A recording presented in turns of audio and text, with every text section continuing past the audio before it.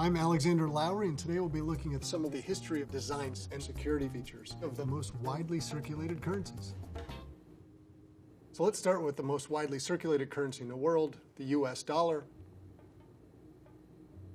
The US dollar, when it comes out of the mint, has a specific look and feel about it. People recognize the texture of it. It gets a special blend. It's 75% recycled jean. It's also got a specific sound, the way it crunches.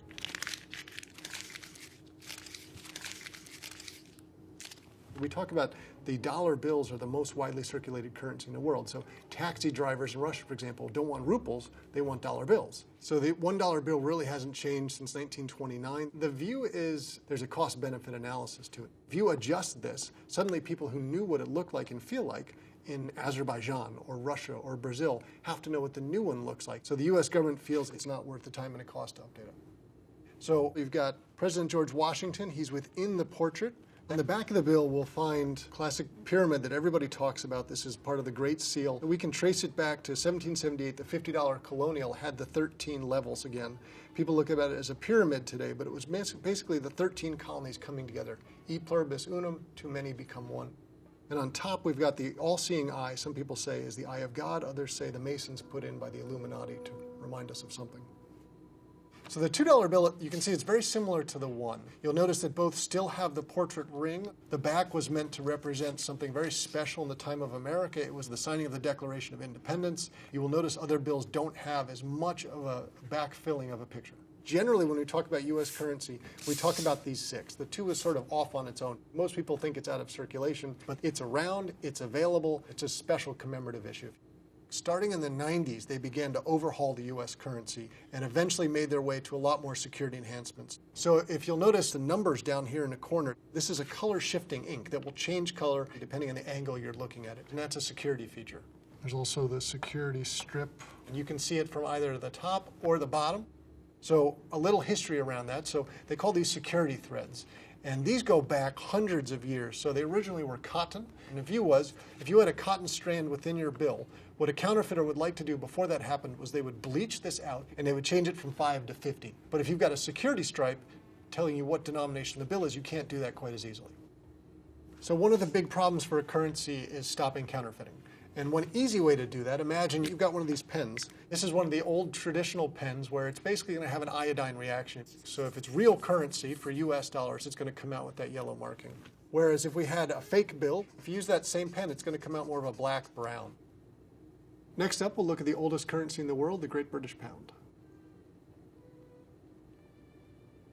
So the pound was established in around 775, so about 1,200 years ago. At the current exchange rate, you'd need $1.33 to get 1 British pound. And so we'll notice that the Queen of England, Queen Elizabeth, is on all of the bills. And she is the most popular person to appear on bills around the world. She's been on about 30 different currencies. They've actually changed her image over time. She has been on it from when she was young to when she's older. But you will notice there's a lot of similarities between the bill. So you'll notice Buckingham Palace in the middle of all of the bills. You got striking differences in the colors between them, also variations in size. So you can stack them up and see how the bills get easier. Something very helpful for someone who's visually impaired. And the color differences are quite striking as well. You'll notice there are large numbers to try and make those pop and make it visually appealing. And then the security features become very obvious. You'll notice some big differences in the notes. So you can see the 5 and the 10, you've got very much more recent, modern examples. They've got the holograms popping through. And the 20 and 50 look much different. So for example, you'll notice the big stripe here on the 50, and the 20 is the one they've actually been redoing recently. You can see it on both sides. And the paper feels very different between the ages of the bills. So this 10 feels much more like a polymer, more of your plastic that we'd find from the Canadian, and this 50 has more of the old paper feel to it as well. So when we think about bills and how you represent them, what if you got to hit the reset button? What if you could start from scratch and do it all over again? Well, the European Union had exactly that chance. So January 1, 2002, they introduced a brand new currency when 12 countries came together. This is the euro. There are 7 denominations of the euro. You have the 5, the 10, the 20, the 50, 100, the 200, and the 500.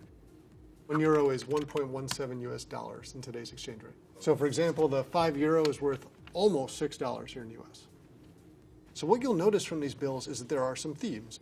Windows and doors on the front, and then you have sort of bridges and tunnels on the back. So this represents a unified Europe. There is nothing specific to any one country because that could have been diversifying. They wanted unifying to come around that.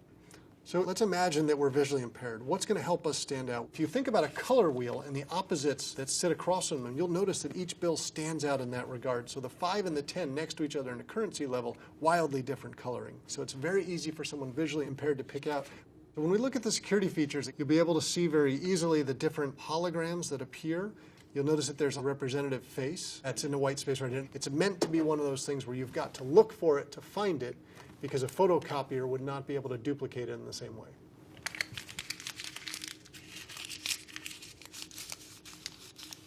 So this feels very different in my hand. This has a plastic polymer coating to it. You can imagine when this goes through the laundry, it's going to hold up a bit better because it almost has a bit of a shine to it, so they can get more use out of it over time. So the next currency we'll look at is the Japanese yen. This is one of the major currencies around the world, widely traded and well regarded in terms of its efficiency and effectiveness. So at a current exchange rate, it takes about 110 yen to get $1 US. So 1,000 yen is going to be roughly around $10 US. So here we have 2 of the 4 Japanese yen denominations. The 1,000, they're smallest, the 10,000 largest. And you can notice that there's a mother of pearl white ink on the edges of these. There are also hologram images over to the side that you can see when you hold those up to the light. And as we talk about visual impairments, you'll notice the difference in the corners on the bottoms of the note here. So on the 10,000, you have this little L shape, and on the 1,000, you have just a single line. And there are also size differences in the paper to make that easier for someone to spot, and some color hues differences. Japanese currency is made from a local paper product called Mitsumara, specific to the Japanese currency. Next up, we'll look at the Canadian dollar. So the Canadian dollar redesign is very visually appealing, and very quickly you can pick out striking colors. In today's exchange rate, the Canadian dollar is 0.77 to the US dollar. So the dollar still holds its value if you want to go north of the border for a trip. So what pops right away is you can see the holograms, you can see the plastic stripes, you can see the polymer. These papers feel very different still. And that allows them to do a lot of flexible things. So you've got a sheer plastic that just shines right through and has holograms on them. And the Canadian dollars have something that's fascinating when you think about visually impaired. So this isn't Braille, but it is somewhat akin to that. There's a series of 6 dots. It's a rectangle with 6 dots, and you can feel that so that someone could very easily pick it up and tell very easily where you are. So those are just raised surfaces on the bill. So up next, we'll talk about the Chinese currency, the Yuan. And $1 US current exchange rate equals 6.4 Chinese currency. So here we have one example. It's the 20 of the Yuan. And you'll notice that Chairman Mao is on it. He was on all of their bills. And on the back, we see something very similar to what we find with the US currency. So the Chinese have their landmarks. They have their beautiful vistas, very important culturally. And those are usually very well represented on their bills. There's the security stripe that you can see there from both the front and the back. And this older paper feels very similar to the US dollar. It has that texture about it. I like that old school feel. It's interesting when we think about the Chinese currency because they have this burgeoning demand now for paying by electronic systems. So most people when they go out don't carry cash, they just take their phone. Currency there is sort of going the way of the dodo. Up next, we'll look at the Mexican peso. At the current exchange rate, $1 US will get you about 20 Mexican pesos. So when we look at the Mexican currency here, we have a great example of old and new bills. The most modern of the 4 we have here, this is 2012-50. We can see some of the plastics, the raised features that you can feel the difference on in between versus a much older 100 here. And what I really love about this is a beautiful currency. There's just a lot more imagery and magic to it. And when you have to make space for security features, you lose some of those. Now, this still features some great security stuff. This 200 still has a bit of the security stripe through it. And again, the hologram over on the side. So it's a good range of how a country is growing and developing their currency. Next, we'll be looking at the Aussie dollar. At the current exchange rate, you would get 1.31 Australian dollars for every US dollar. So here we have 2 Australian bills. You can notice very clearly the size changes as well, so that's good for someone who's visually impaired. Large numerals in the corner, striking color differences between them, and obviously some key security features that pop. The stripe in the middle that is see-through and it's plastic. This plastic piece is fascinating, and it does go the entire length of that bill, which I'm sure is technologically advanced and difficult to duplicate. And what's interesting is they're celebrating on the 10, for example, not just an individual and a portrait, but they're adding in some of the imagery of their country. So they're using the opportunity to spread their message about a great place to be and live. Up next, we'll be looking at the Swiss franc. So the exchange rate is basically at parity. It's about a 1-to-1 exchange rate. What I find fascinating is with the Swiss currency, generally you're going to rotate it 90 degrees. They're really works of art. Beautiful, well thought out pieces. Actually, you might say they look a bit chaotic. It almost looks like a bit of a mess. And that's intentional because that deters counterfeiters in some level. It's not easy to do. It celebrates a lot of their architecture, a lot of their history, and it is quite beautiful. There's a lot of advanced security features. You'll notice the transparent cross that's up here. You've got different colored gradients. You've got what almost look like veins running through here in terms of the plastic on top of the paper. It's an advanced paper polymer blend. And this is one of those currencies that is sort of right outside the top 4, very well regarded and respected, and they've put a lot of time and energy into trying to make it safe. So up next we have the Swedish Krona. At the current exchange rate, the Swedish Krona, you need 8.76 of those to get $1.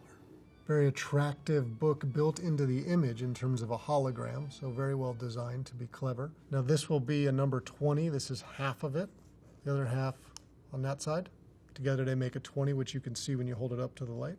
And in 2 different large 20s, contrasting colors, easy for someone to see. So when we think of the Swedish krona, what comes to mind to me is comparing it to the euro, because the Swedish had an opt-in to the European currency where they actually were required after a certain period of time to go in. So the Swedish krona as we know it, if the EU holds together, will be disappearing at some point.